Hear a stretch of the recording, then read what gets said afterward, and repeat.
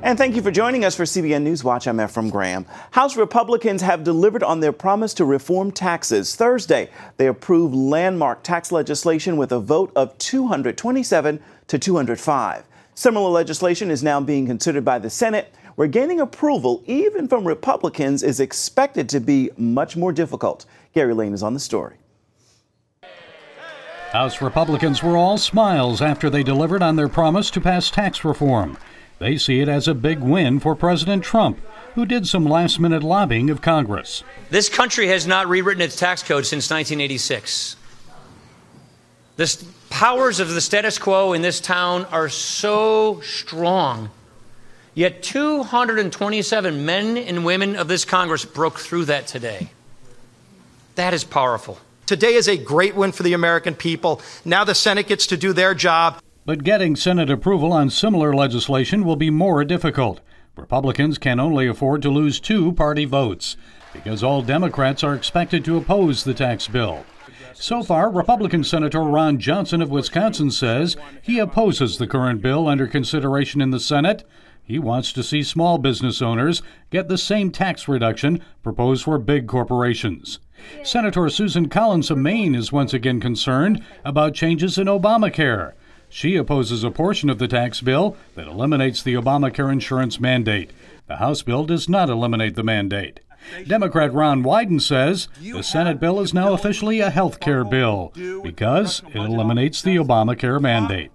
This is not just another garden variety attack on the Affordable Care Act.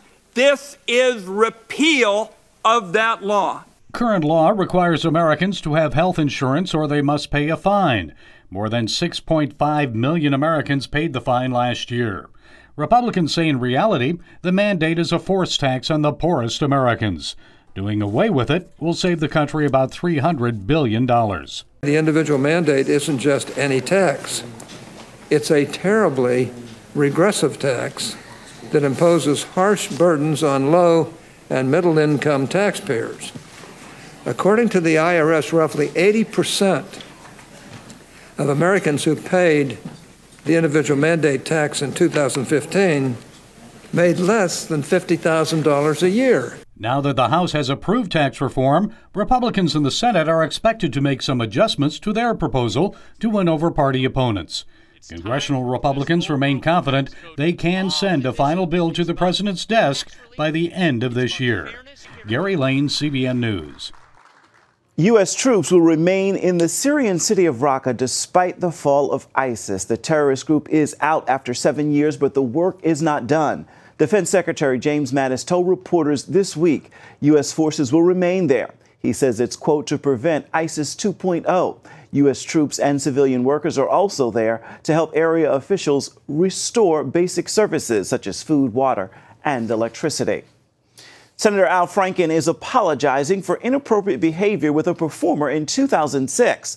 The pair were on a USO tour for the troops in the Middle East before Franken was a senator. Leanne Tweeden, now a radio talk show host, released this picture showing Franken groping her as she slept on a plane. Nothing like that is ever funny. I mean, is it funny if he does that to your sister or your daughter or your wife?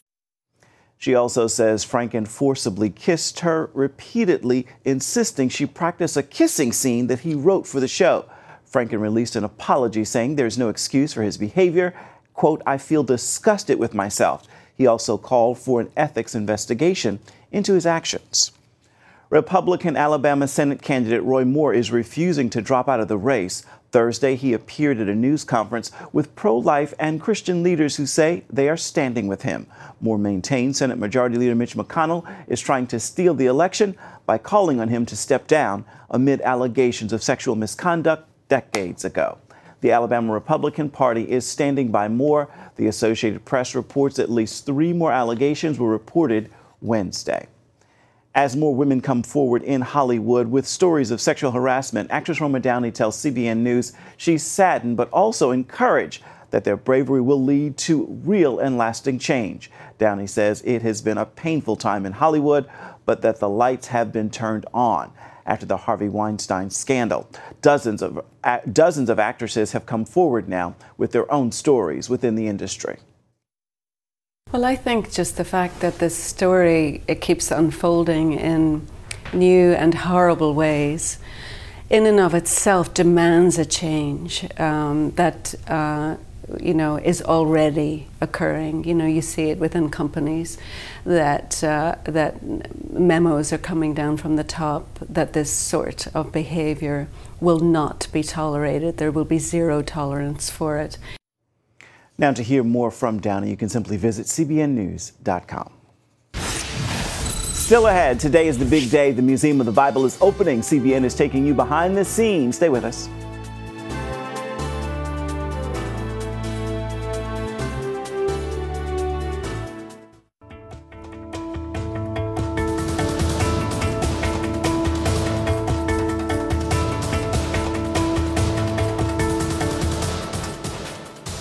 The Museum of the Bible opens in our nation's capital today. It is an 8-story, 430,000 square foot exploration of the history and impact of the world's best-selling book. John Jessup brings us the story. Hello and welcome. I'm John Jessup with this behind-the-scenes look at the Museum of the Bible, the newest museum in the heart of the nation's capital. All 8 stories and 430,000 square feet to explore the history and impact of the world's best-selling book. Walk past the bronze gates and into the grand lobby, and the very first thing you'll see is this 140-foot-long digital LED display boasting a breathtaking, rotating, colorful pictorial canopy. It's the first glimpse at the museum's technological edge. But it's not all gadgets, bells, and whistles here. As you climb into the elevators, digital screens virtually transport guests to ancient Israel, a preparation of what you'll find on the 5th floor. Pottery, jewelry, weapons, and other relics from ancient Israel, including this 1-ton stone from Jerusalem's western wall. Some of the pieces date back 1,700 years before the birth of Christ. While most visitors will probably want to see the collection of Dead Sea Scroll fragments, there's so much more, including an entire floor dedicated to the history of the Bible, where you can explore galleries and exhibits that trace the origins and evolution of the good book. You can also browse through the museum's collection of Bibles translated in more than 600 written languages. No other book has had such an impact on civilization, particularly Western civilization. So it's exciting to know that we're a part of exposing this book and getting people engaged from all walks of life. The Impact Floor highlights the Bible's effect on culture, science, music, film, and more, and chronicles how it shaped America's founding and still reverberates today. A museum for all, there's even a children's area that allows kids to walk through stories of the Bible and follow the courageous decisions of people like Esther, Joseph, David, and Noah. And there's even a 470-seat performance theater, the Museum of the Bible's world stage, now featuring the Broadway musical Amazing Grace. So we've just made our way to the top of the Museum of the Bible, where you will find a biblical garden. This peaceful oasis provides an escape from the busyness of the city, featuring Jerusalem stone and plants similar to ones found in the Middle East. And it draws on scriptural references to gardens in the books of Genesis, Revelation, and Psalm 23. Green pastures and also the still waters. So those are some of the character that I wanted to embody, because I wanted this to be a calming space, one that would kind of restore your soul, so to speak, when you're here. And speaking of resting, I'm sorry, there's just so much to see. I was taking a quick break. On this floor, it's the narrative floor, where you get to see what it was like for people to live during the time. So here, you'll get to see, experience, and even hear the sounds of what people in the first century in Nazareth experienced. The museum has taken a decidedly non-sectarian approach, saying its mission is to help people engage with the Bible and bring its rich stories to life. With a $500 million investment and global cultural and scholastic partnerships, it hopes that mission translates into more people reading and appreciating the best-selling book of all time. Well, thanks for joining us. I hope you enjoyed this tour as much as we enjoyed giving it. You know, I had such a good time. I'm going to go back in for a second look. For CBN News, I'm John Jessup. We'll see you around next time. Up next, the Christmas movie The Star. We go behind the scenes of the greatest story never told, at least until now.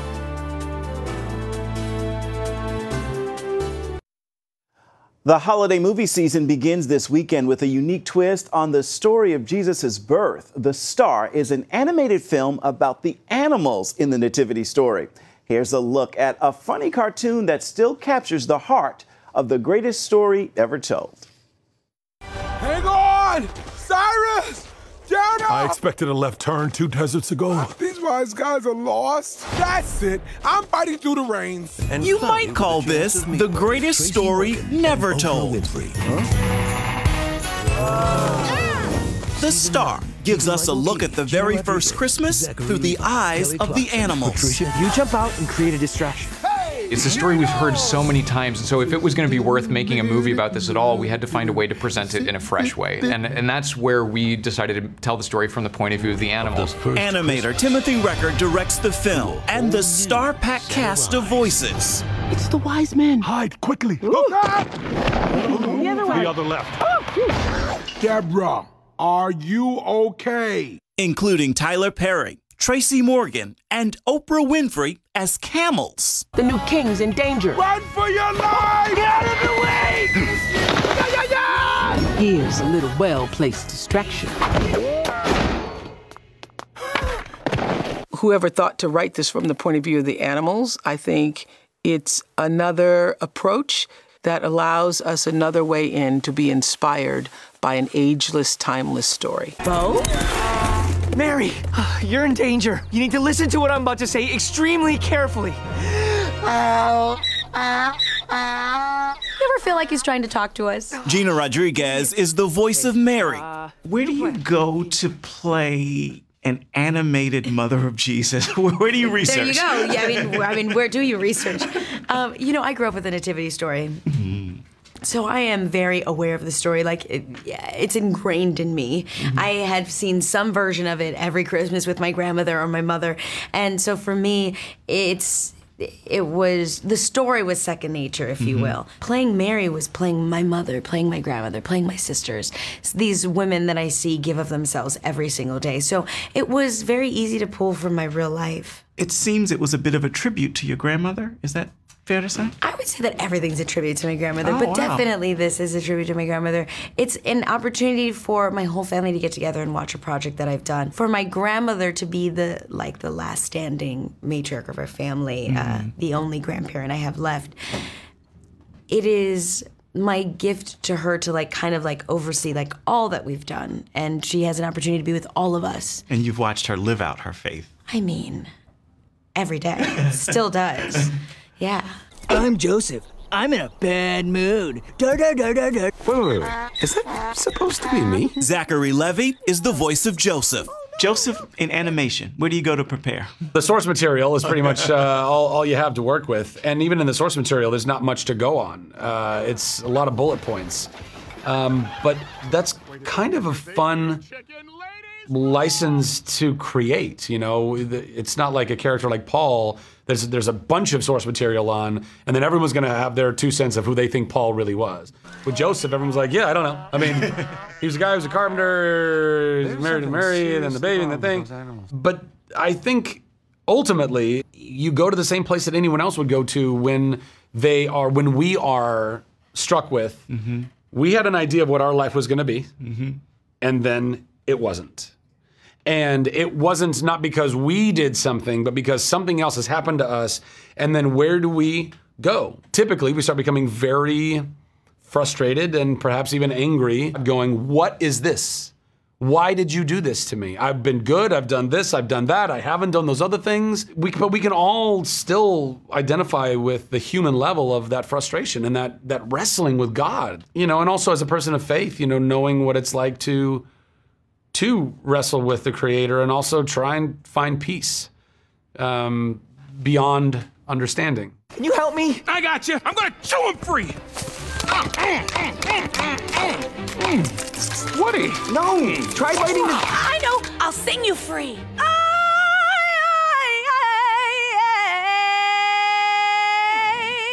That was beautiful. In terms of telling this story, personally, what has it meant to you? Because we all grew up with this story, and now you get to possibly contribute a holiday tradition to many families. When I was growing up, we had a box of tapes that we would take out and watch every Christmas, and none of those tapes that the kids wanted to watch were actually about the birth of Jesus. We had plenty of Santa Claus movies, we had Christmas Carol, but where was the animated film about the birth of Jesus? Just so wonderful to be part of something, of bringing a movie into existence that I didn't have as a kid, that I wish I did. Do you want a belly rub? Ephraim Graham, CBN. Anthony Anderson, Patricia Heaton, and the list of stars goes on and on. The film is in theaters starting today.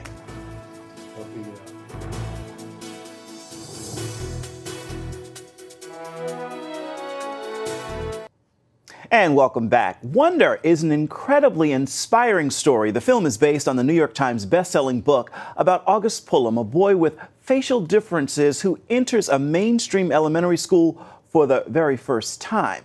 Here's your first look at the film, starring Julia Roberts, Owen Wilson, and Jacob Tremblay. My name is Augie Pullman. Next week, I start 5th grade. And since I've never been to real school before, I'm pretty much totally petrified. I'll see you later. Augie, you don't want to walk up with your parents because it's not cool. But you're cool. I know I am, but technically most dads aren't. Neither are these helmets. Wonder's about this little boy who has an extraordinary face, who wants to blend in, but on the other hand, he also understands that he's different. I know I'm not an ordinary 10-year-old kid. I've had 27 surgeries. They've helped me to breathe, to see, to hear without a hearing aid, but none of them have made me look ordinary. The story about Wonder it's about a boy with a facial difference. Look at his face. Never seen anything that ugly in my life. If I looked like him, I'd swear I'd put a hood over my face. It did make my mom cry. I know you don't always like it, but I love it. It's my son's face. Owen Wilson plays my dad, Nate. You're gonna feel like you're all alone, Augie, but you're not. Check. Should we lose this? Come on, costumes are for Halloween. Prepare for blast-off. It was kind of a great chance to work on a book that's been so meaningful to a lot of people. I love you. I love you too. We're really lucky to have Jacob playing this character because he's just, he's terrific. You are not ugly, Augie. You just have to say that because you're my mom. The girl who plays my mom is legendary Julia Roberts. Dear God, please make them be nice to him.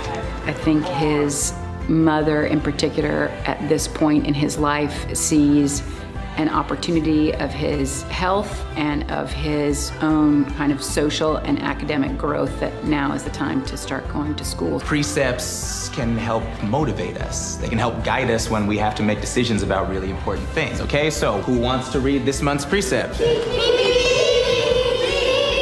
What about you? What's your name? Summer. Summer. Want to give it a shot? When given the choice between being right or being kind, choose kind. Hopefully when people see the movie, they'll feel the way I did reading the story, and that's just moved and inspired. Can't blend in when you were born to stand out. It's sort of about coming to terms with that difference and actually celebrating those differences.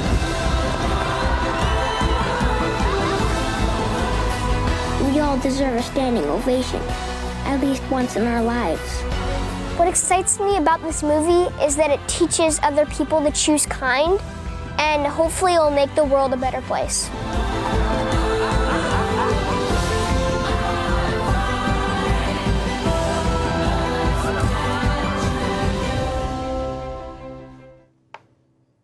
And now for a family-friendly movie review of Wonder, we turn to our friends at Focus on the Family's Plugged In Online.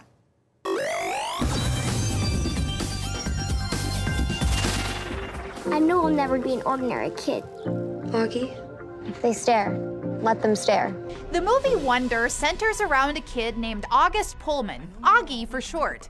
His mom calls him a wonder, and he may be one in some clinical sort of way since it's taken 27 different surgeries just to help him function.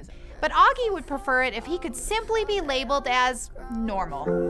people don't like to touch me because they think I'm contagious. He's a freak. He was born with a congenital disorder that caused severe facial disfigurement and other problems. And when he walks into a room, normal is never something that enters anyone's mind. Hi, you don't have to do this. I don't know what you're talking about, Augie. You don't have to pretend is all I'm saying. Augie, why are you sitting here then? Because I want some nice friends for a change. Me too. Augie has learned to deal with that sideshow-like public existence, and quite frankly, he's lived the fairly average life of a kid who loves science, video games, and Star Wars. You are not ugly, and anyone who cares to know you will see that. Up until now, though, he's been homeschooled by his mom. But now it's time for him to venture out to public school and see what normal really looks like. You're gonna feel like you're all alone, Augie, but you're not. This feel-good pick is something that'll appeal to both kids and parents. It advocates kindness and acceptance and certainly applauds loving families and good teachers. Drawbacks include adult alcohol use, some bullying, and a misuse of Jesus' name. But ultimately, Wonder lives up to its name, and I'll give it 4 cool space helmets out of 5 for family friendliness. For an in-depth review of this film or anything else at your local box office, be sure to check out PluggedIn.com.